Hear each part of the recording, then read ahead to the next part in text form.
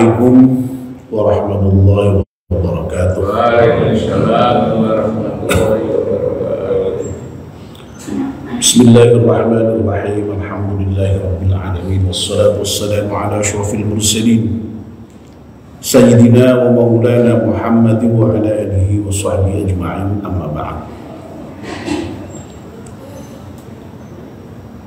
Ibu-ibu, bapak-bapak dan saudara-saudara sekalian, jamaah salat subuh masjid Taqwa RW 3 kalian dimuliakan Allah Subhanahu wa taala. Alhamdulillah, kita panjatkan syukur kepada Allah Subhanahu wa taala yang pada pagi hari ini atas limpahan rahmat dan nikmatnya kita semua bisa hadir di masjid salat subuh berjamaah, dan sekarang masih melanjutkan lagi dengan melakukan kajian subuh. Kita mohon kepada Allah Subhanahu wa taala semoga seluruh rangkaian ibadah kita dibagian diterima oleh Allah Subhanahu wa taala. Amin ya rabbal alamin. Mari kita mulai kajian subuh kita dengan berdoa bersama-sama. Bismillahirrahmanirrahim. Asyhadu an la ilaha illallah wa asyhadu anna Muhammadar Rasulullah. Raditu billahi rabba wa bil islami dina wa bi Muhammadin nabiyyan wa rasula. Rabbi zidni ilman nafi'a warzuqni fahman wa hukman wa alhiqni bis salihin. Amin. Mohon bacaan surat Al-Fatihah sekali untuk pengarang kitab Nasihat Ibad. Semoga ilmu yang kita dapatkan dari kajian kitab Nasihat Ibad ini bermanfaat untuk kita semuanya. Ala dunia Al-Fatihah. A'udzu billahi minasyaitonir rajim. Bismillahirrahmanirrahim. Alhamdulillahi rabbil alamin arrahmanir rahim maliki yaumiddin. Iyyaka na'budu wa iyyaka nasta'in ihdinas siratal mustaqim siratal ladzina an'amta 'alaihim ghairil maghdubi 'alaihim waladdallin. Amin.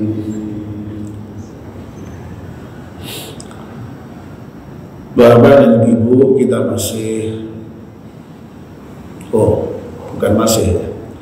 kita kemarin baru saja menyelesaikan pembahasan kitab Nasihat Ibad ini, bab Thulathi maqalah yang ke-13. Nah, sekarang kita memasuki pembahasan maqalah yang ke-14. Maaf.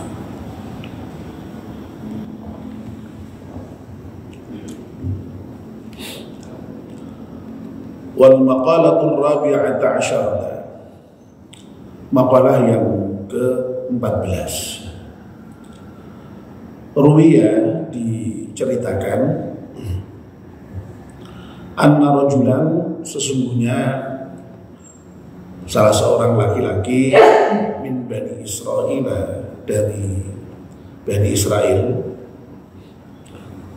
kharaja ila talabil ilmi, akan pergi dalam rangka menuntut ilmu. Fabalagha dzalika nabiyyahu, maka sampailah informasi bahwa salah seorang laki-laki dari Bani Israel yang akan menuntut ilmu itu pada nabi mereka. Artinya nabi mendengar informasi ya, kalau ada salah seorang yang akan pergi menuntut ilmu. Alaihissalam, semoga salam atas nabi mereka, misalnya nabi Bani Israel ya. Faba'atha ilaihi, maka Nabi mengutus kepadanya, fa'atahu alaihissalam, dan orang itu pun juga kemudian datang menemui Nabi. Jadi ketika Nabi mendengar informasi bahwa ada salah seorang laki-laki akan pergi menuntut ilmu, Nabi kemudian mendengar. Tapi Nabi di sini bukan Nabi Muhammad ya, ini cerita zaman dulu Nabi Bani Israel ya. Kemudian Nabi ini mengutus orang untuk menyampaikan kepadanya supaya dia datang, dan betul akhirnya si laki-laki itu datang. Faqala alaihissalam, maka berkatalah Nabi alaihissalam lahu kepada orang laki-laki tadi itu, ayyidzalikar rajul, maksudnya ya maksudnya kepada orang yang akan pergi menuntut ilmu tadi itu. Apa dawuhnya Nabi? Ya. Nah ini yang isi nasihatnya ya, isi hal-hal yang disampaikan kepada lelaki itu. Ya fata, wahai anak muda, rupanya seorang laki-laki itu masih muda ya. Jadi di awal disebut sebagai rajul, tapi ketika datang kepada Nabi tahu kayaknya anak muda, lalu Nabi ini memanggil ya fata, wahai pemuda, inni a'idzuka, sesungguhnya aku memberikan mau'izah kepadamu, memberikan nasihat, petuah kepadamu, bithalafi khisalin, dengan 3 hal, dengan 3 perkara, fiha, yang di dalam 3 perkara itu ilmul awwalina wal akhirin, yang sampai pada akhir nanti. Nah, ilmu yang mencakup ilmunya orang terdahulu sampai dengan yang terakhir ini oleh Imam Nawawi kemudian diberi penjelasan ayat fi kadzalik. Ya, artinya meskipun toh hanya nasihatnya itu berupa 3 hal, 3 perkara, tapi yang 3 perkara itu sudah mencukupimu. Kalau kamu butuh ilmu itu dengan 3 perkara aja itu sudah cukup, kata Nabi. Ya, jadi sekali lagi ya, ini cerita pada masa lalu. Ya, jadi ada seorang pemuda yang menuntut ilmu, lalu kemudian Nabi mereka atau mendengar, lalu kemudian Nabi mengutus seseorang ya kepada yang bersangkutan, ya, lalu yang bersangkutan betul-betul itu sowan kepada Nabi, menghadap kepada Nabi. Ya. Nah, setelah sampai pada Nabi kemudian diberi wejangan oleh Nabi, ya, diberi mau'izah oleh Nabi. Nah, isi mau'izahnya itu 3 tadi itu ya, yang mencakup ilmu orang-orang terdahulu sampai orang-orang terakhir, sehingga kemudian Imam Nawawi memberikan syarah, ya, ilmu yang demikian itu ya sudah cukup gitu, ya, untuk orang yang akan menuntut ilmu tadi itu, ya.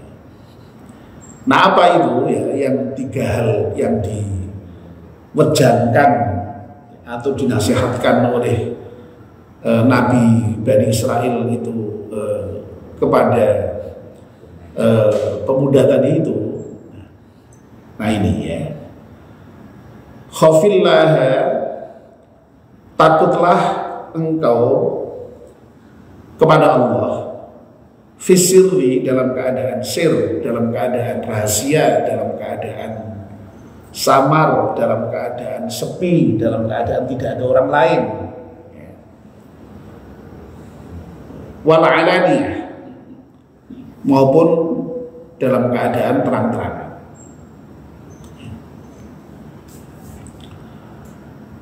Wa amsik lisanaka, itu tadi yang pertama ya.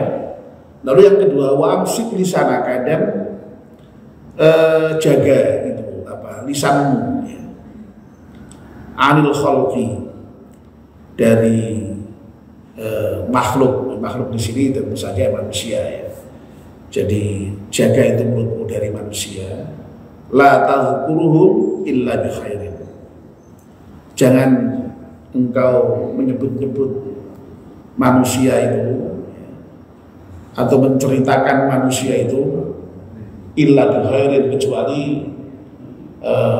dengan kebaikan. Artinya apa yang diceritakan dia jangan yang jelek-jelek, maksudnya yang baik-baik saja. Wanzur hubzaka alladhi ta'kuluhu, wanzur, dan perhatikan betul itu ya, lihat betul itu, renungkan betul itu rotimu yang engkau makan ya ini khubzah itu karena orang dulu makannya roti ya. Kalau kita ya sebut ya sebagai makanan masa umum ya. Jadi khub, digunakan istilah khub di sini ya apa namanya, simbol dari makanan. Makanan juga minuman juga ya. Tidak hanya makanan, tidak hanya roti ya, airnya juga ya. Minal halali wa'dhur hubzakal ladzi ta'kuluhu, dan perhatikan betul itu makanan yang kau makan, hatta yakuna, sehingga ada minal halali ya, dari yang halal. Jadi makananmu itu jelas kamu pastikan halal ya. Lalu kemudian itu tiga itu ya. Jadi nasihatnya tiga itu. Jadi diminta untuk takut kepada Allah dalam keadaan sir maupun dalam keadaan alaniyah ya. Lalu diminta untuk menjaga lisan supaya tidak ngomongin orang yang jelek-jelek, kalau sekalian ngomongin orang yang baik-baik. Lalu yang ketiga, kalau mau makan itu ya pastikan ya, bahwa yang dimakan itu adalah merupakan hal yang halal ya. Okay. Nah, Bapak dan Ibu, mari ya kita bahas satu persatu poin yang tiga ini ya, yang dinasihatkan oleh Nabi dari Bani Israel kepada salah seorang pemuda yang ingin menuntut ilmu. Yang pertama, khafillaha fis-sirri wal alaniyah. Hendaklah kamu takut kepada Allah fis-sirri, dalam keadaan sir maupun dalam keadaan alaniyah.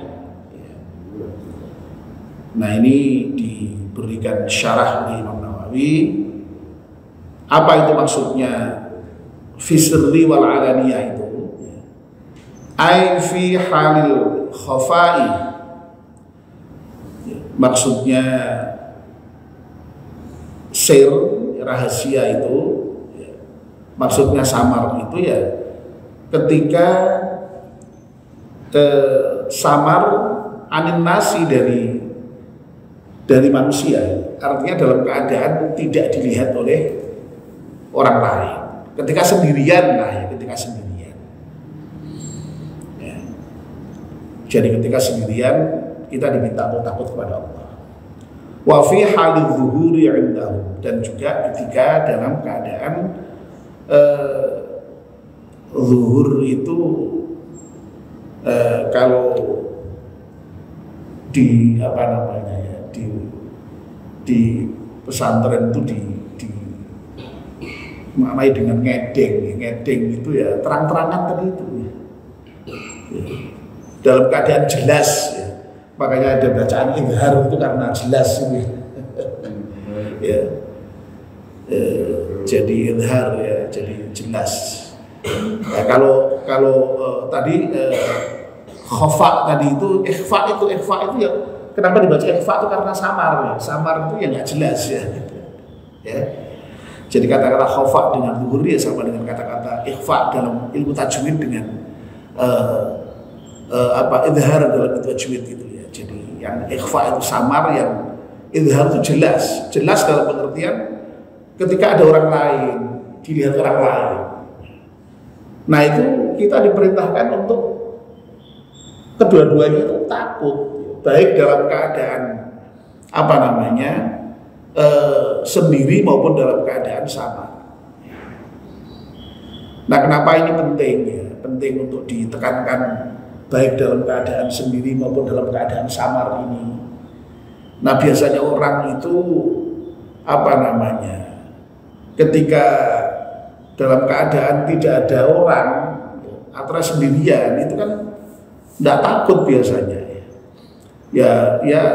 ya semaunya sendiri gitulah ya, udah ada orang tidak ada lihat, itu pada umumnya orang ya. Nah kalau dalam keadaan ramai lah itu baru menunjukkan sifat baiknya itu ya, sifat takwanya itu ya, gitu. Ya umumnya orang begitulah ya. Nah ini yang diminta itu, masya Allah ini supaya ketika takut kepada Allah itu tidak hanya dalam keadaan ketika ramai orang itu kemudian lalu betul-betul menjaga diri, itu enggak. Ya ketika tidak ada orang sekalipun harus menjaga diri juga. Ya. Tidak mencuri itu bukan karena tidak ada orang melihat. Memang ada orang melihat atau tidak ada orang melihat, tidak mencuri. Nah, begitu kira-kira ya. Tapi kan tidak begitu. Kalau orang mencuri bisa nunggu nggak ada orang kan. Padahal kudune iki ya orang ana wong sekalipun ya jangan. Nah, kalau orang sudah punya sifat seperti itu ya aman, kira-kira Pak polisi ya rada Pak ringan pekerjaannya Pak, kira-kira Pak Jazuli Pak ya. Ini Pak Jazuli yang polisi kita ini ya. Ya jadi sarannya tadi itu orang itu masalahnya seringkali yang takut itu ketika pas ada orang. Kalau pas nggak ada orang lalu kemudian berani berbuat tidak takut atau maksiat gitu. Ya, nah ini. Nah bapak-bapak dan ibu-ibu yang dimuliakan Allah Subhanahu Wa Taala, sifat takut sendiri kepada Allah itu memang merupakan sifat yang memang diperintahkan oleh agama kita ya, agama Islam ya. Jadi kita itu memang diperintahkan oleh Allah untuk takut kepadanya. Bahkan malahan memang ya sifat takut itu merupakan salah satu ciri orang yang beriman. Ya. Banyak sekali itu bertebaran dalam ayat Al-Quran yang menunjukkan bahwa takut kepada Allah itu merupakan ciri dari orang yang beriman, merupakan cabang dari iman, bukan rukun iman tapi merupakan cabang dari iman. Ya. Banyak sekali, misalnya ayat yang menyatakan fala takhafuhum wa khafuni in kuntum mu'minin, misalnya kamu tuh jangan takut kepada mereka, ya. Takutlah kepadaku, ya. Aku Allah in kuntum mu'minin, kalau engkau itu benar-benar bertakwa. Misalnya lagi yang pendek sekali wa iyya ya farhabun, itu dalam surat Al-Baqarah itu di bagian agak ya awal-awal itu hanya kepadakulah engkau itu seharusnya takut, tidak boleh takut kepada yang lain. Nah ayat semacam itu banyak sekali ya, dalam Al-Quran yang menunjukkan memang sekali lagi yang namanya takut kepada Allah itu diperintahkan dan bahkan merupakan cabang dari iman. Nah kemarin ya baru saja ketika saya membahas ini ya kaligrafi yang ada di dalam mihrab kita ini ya dalam pengajian An-Najwa malam Jumat beberapa hari lalu itu ya. Ini pun juga menunjukkan ya sifat takut kepada Allah itu. Ya, meskipun di situ tidak eksplisit disebutkan takut ya. Tapi ya karena takut itu. Ya. A'udzubillahi minasyaitonir rajim. Innamal mu'minuna alladzina idza dzukirallahu wajilat qulubuhum. Al-ayah. Jadi sesungguhnya orang-orang mukmin itu ya dalam surat Al-Anfal ayat 2 itu ketika disebut nama Allah itu wajilat qulubuhum, hatinya itu gentar. Ya. Jadi berdebar, gentar. Berdebarnya bukan berdebar sembarangan, berdebar gentar karena takut kepada Allah memang. Dalam banyak kitab tafsir itu di situ disebutkan takutnya itu karena Allah.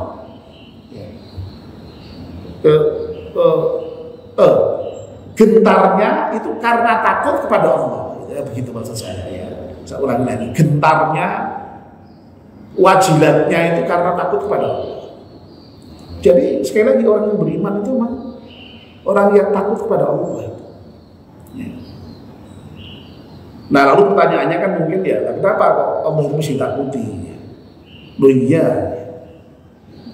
seperti yang kemarin juga sudah saya singgung, karena Allah itu kan memang di antara sifat-sifatnya yang sangat banyak itu, di Asmaul Husna itu, ya, ada beberapa sifat yang itu menunjukkan maha keagungan Allah. Jadi Allah itu maha agung, maha perkasa, maha gagah, maha kuasa, maha memaksa, bahkan Al-Qahhar, ya. Dan ujung-ujungnya nanti pada saatnya itu Allah maha dahsyat siksanya, ya. Syadidul iqab. Loh kalau Allah seperti itu kok nggak ditakuti, itu yang betul loh. Wong lagi karo pimpinan kantor yang takut setengah mati yo, jimbritnya setengah mati yo, ya. Mau berbuat apa saja tidak berani yo. Apalagi dengan raja, apalagi dengan presiden, wah takut itu setengah mati. Loh kok dengan Allah nggak takut kan ya? Kebangetan kan begitu. Wong malah ada ya itu sampai ya dengan istri aja takut ya, misalnya ada suami takut istri atau apa tuh ya, sama aja istri yang takut suami juga ada Bu, jangan merasa Bu, sama saja Bu ya. Jadi kalau ada suami takut istri, ada juga istri yang takut suami, sama aja sebenarnya ya. Dengan suami takut, dengan istri takut. Ini kok sama Allah nggak takut itu ya, kebangetan. Makanya orang mukmin itu takutnya bukan main kepada Allah. Baru dengar namanya itu sudah gemetar, gentar hatinya itu. Ya karena apa? Allah itu tadi itu maha jalal, maha yang sangat agung ya, yang tadi kekuasaannya besar, ya. Sampai pada level yang paling jauh ya tadi itu syadidul iqab itu. Jadi kalau mengadab itu dengan adab yang sangat pedih. Nah makanya orang beriman itu ya tadi itu harus takut. Dan memang dalam ayat yang lain ya, di samping tadi ya takut kepada Allah itu, dalam ayat yang lain memang orang yang beriman eksplisit takut akan siksaan Allah. Walladzina hum min 'adzabi rabbihim musyfiqun. Kata Al-Qur'an seperti itu. Orang-orang yang takut akan siksa Tuhannya. Ya karena apa? Ya. Inna 'adzaba rabbihim ghairu ma'mun. Karena tidak ada orang yang bisa merasa aman dari siksa Allah itu. Itulah sebabnya kenapa orang-orang yang beriman itu lalu takut kepada Allah itu.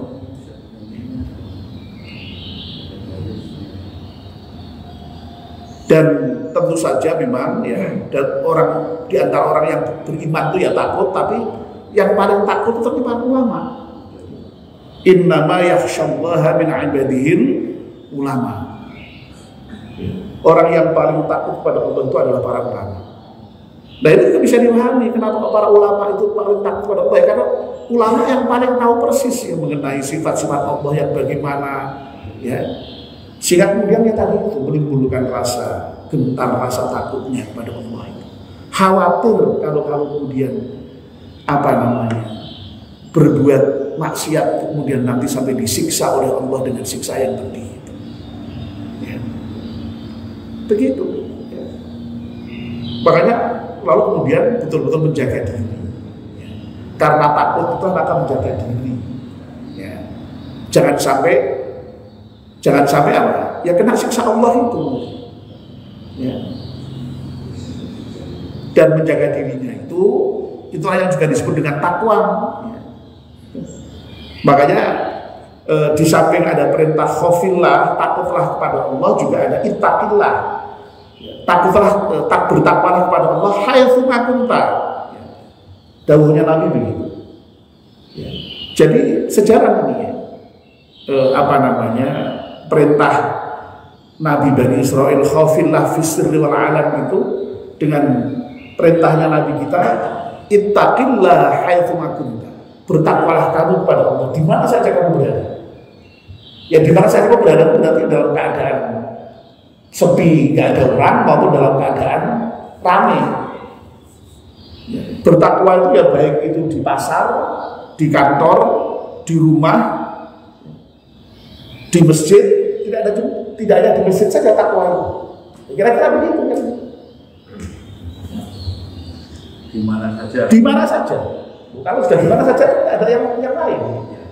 Jadi dawuhnya Nabi begitu, ittaqillah haitsu ma kunta. Bertakwalah kamu kepada Allah di mana saja kamu berada. Ya. Jadi menjaga diri kita karena takut tadi itu kepada Allah tadi. Ya. Khawatir kalau orang beriman itu khawatir. Ya. Khauf kalau sampai disiksa oleh Allah Subhanahu wa taala. Ya. Makanya Masya Allah ya Nabi itu sampai dalam rangka supaya takut menjaga diri jangan sampai disiksa itu. Itu Nabi itu sampai pernah mengatakan ittaqun nar ya, takutlah kamu akan siksa neraka itu walau bisyikki tamrah, meskipun hanya dengan sebutir kurma. Jadi kalau kita itu misalnya bisa sedekah dengan sebutir kurma, lakukan.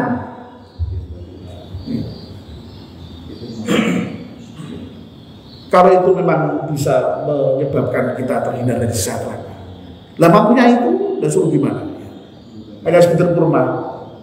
Tapi kalau bisa lebih ya jangan hanya sebutir kurma atau ya masuk infak sebutir kurma aja. Itu sampai Nabi itu sampai begitu perhatiannya supaya orang takut akan neraka itu. Jadi usaha dengan semampunya, meskipun mampunya itu hanya dengan sedekah dengan sebutir kurma lakukan gitu kata Nabi. Masya Allah. Nah kalau kita bisa bersedekah dengan yang lebih banyak, ya bagus. Dengan amal-amal soleh yang baik, ya bagus. Harus dilakukan dalam kerangka takut kepada Allah Subhanahu wa taala. Dan itu ya, jadi sekali lagi itu harus dalam keadaan apapun tadi itu, ya, fisirri wal alaniyah tadi itu, baik dalam keadaan sepi maupun dalam keadaan ramai, dalam keadaan sendirian maupun dalam keadaan di ruang publik, ya, yang orang lain melihat dengan jelas. Ya. Dan sebenarnya Islam itu sudah punya mekanisme yang bisa mendidik orang supaya punya sifat yang seperti itu sebenarnya, sehingga orang itu lalu kemudian merasa punya jiwa yang dalam istilah teknisnya itu disebut dengan muraqabatullah, merasa diawasi oleh Allah terus-menerus itu. Ya, karena kita dimanapun Allah tahu. Dalam keadaan ramai Allah tahu, dalam keadaan sepi Allah tahu. Jangan dikira kalau kemudian dalam keadaan sepi itu Allah tidak tahu. Memang orang lain tidak tahu, tapi Allah Maha tahu. Makanya perintah Nabi itu suruh bertakwa di mana saja tadi itu, karena dimanapun Allah tahu. Kita ngumpet kayak apa Allah tahu. Nah Islam Masya Allah kan yang menyediakan mekanisme itu dengan puasa.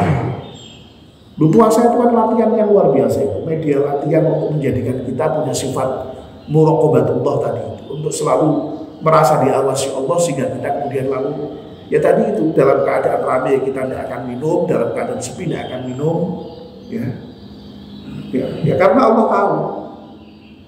Bukan kok kalau kemudian kalau banyak orang lain puasa, kalau tidak ada orang nggak puasa minum ya di rumah sendirian, ya tidak begitu kan ya. Luar biasa itu puasa itu, melatih kita untuk punya sifat takwa yang wujudnya kemudian merasa takut kepada Allah di mana saja kita berada. Nah ini alhamdulillah puasa sudah mau datang nih. Mudah-mudahan nanti kita dicas lagi, dilatih lagi ya untuk memiliki sifat ini muraqabatullah, merasa takut kepada Allah di mana saja kita berada, karena kita senantiasa diawasi oleh Allah. Dalam keadaan ramai Allah tahu, dalam keadaan sepi Allah juga tahu. Ya. Nah ini pesan yang pertama ya, dari tadi ya Nabi Bani Israel kepada pemuda yang mau pergi menuntut ilmu. Nah, nanti kita bahas ya pesan-pesan yang berikutnya. Nah mudah-mudahan pesan ini pun juga kita bisa lakukan, ya bisa terima, bisa kita hayati, dan mudah-mudahan bisa menjadi bagian dari hidup kita. Kita takut kepada Allah di mana saja, dalam keadaan apa saja. Amin ya Rabbal Alamin. Mari kita akhiri pengajian kita dengan berdoa bersama-sama. Bismillahirrahmanirrahim. Wal 'ashri innal insana lafi khusrin illa alladziina aamanu wa 'amilus shalihati wa tawassaw bil haqqi wa tawassaw bis sabr. Subhanakallahumma wa bihamdika asyhadu an la ilaha illa anta astaghfiruka